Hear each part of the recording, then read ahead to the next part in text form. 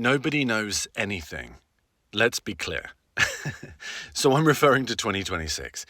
Now, I've seen a lot of reports and a lot of comments from people talking about how Max has seen the data from next year's car on the Red Bull and the Mercedes, because Toto shared it with him, and he now knows which team is the one he wants to go to, and that's why he may be signing with Mercedes. He doesn't know that.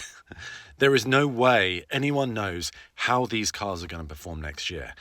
The aerodynamics, the engines are fundamentally changing, the chassis are changing, even the tyres are changing next year. So nobody knows, especially in comparison to everyone else, how the cars are going to stack up in terms of their speed, their reliability, their adaptability, their setup window, all of that stuff, their tyre usage, etc., etc.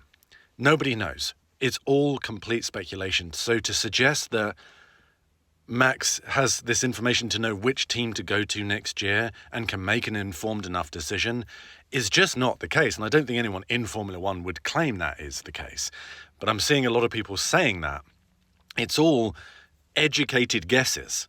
There is information that they can look at with, the engines on the dyno, et cetera, and projections from CFD and wind tunnel and all that kind of stuff. But again, it's all in isolation and it's not all put together into a car on a track in the real world against all the other cars next year.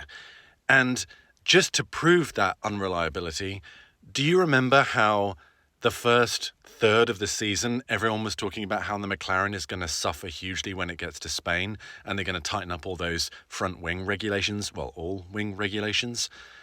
Didn't make the slightest bit of difference, did it?